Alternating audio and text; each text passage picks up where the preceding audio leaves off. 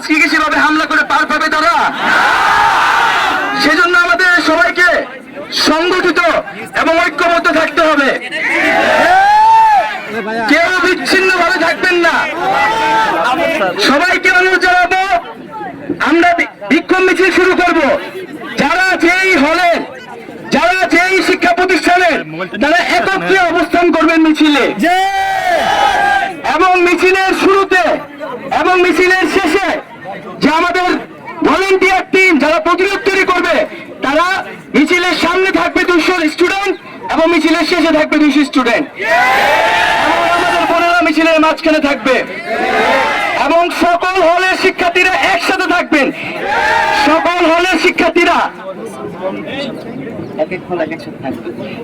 হল ওয়াইজ একসাথে থাকবেন, শিক্ষা প্রতিষ্ঠান ওয়াইজ একসাথে থাকবেন। যদি কেউ রাস্তায় পড়ে যায়, যদি কার উপর আক্রমণ করে যায়, তাকে রেখে আমরা যাতে না যাই। আপনারা আজকে কাউকে আন্দোলনকারী কাউকে মাটিতে ফেলে আপনারা চলে যান, তাহলে এই আন্দোলনে আপনারা কখনোই আসবেন না।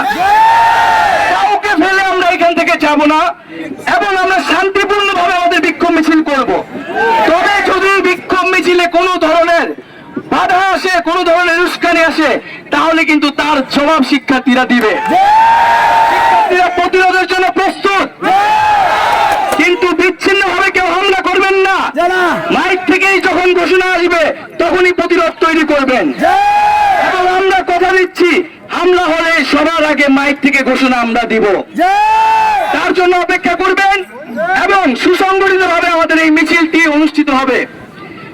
আমরা কিছু কথা বলতে চাই। আমরা কোটা সংস্কারের জন্য আন্দোলন করছি।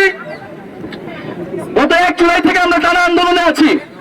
আমরা বারবার সরকারের দৃষ্টি আকর্ষণ করেছি যে কোটা সংস্কার একটা শিক্ষার্থীদের যৌক্তিক দাবি, ন্যায্য দাবি, এটি যাতে অচিরেই দাবি পূরণ করে নেওয়া হয়।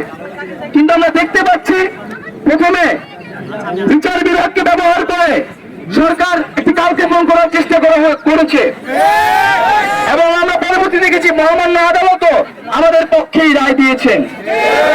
কিন্তু আমরা বলেছিলাম যে শুধু প্রথম ও দ্বিতীয় শ্রেণী নয়, আমরা সকল গেটে কোটা সংস্কার চাই। আমরা কোটা বাতিল নয়, আমরা কোটা সংস্কার চাই। আমরা অনগ্রসর জনগোষ্ঠীর জন্য কোটা রেখে মেধাভিত্তিক নিয়োগ চাই। এবং আমরা বলেছিলাম যে এই নির্বাহী বিভাগের পরিপক্ক খেলার আমরা চাই না, বরং জাতীয় সংসদে বিল পাসের মাধ্যমে এই কোটা সংস্কারের নিয়ম বিধিবদ্ধ করতে হবে। আমরা আজকে সমাবেশ থেকেও এটি বলতে চাই যে আমাদের যে 1 দফা দাবি, অচিরেই 1 দফা দাবি পূরণ করতে হবে। এই 1 দফা দাবি পূরণ করা পর্যন্ত শিক্ষার্থীরা কিন্তু রাজপথ ছাড়বে না, এবং এই আন্দোলন স্ফুরণের মতো কিন্তু ছড়িয়ে যাচ্ছে সারা দেশে।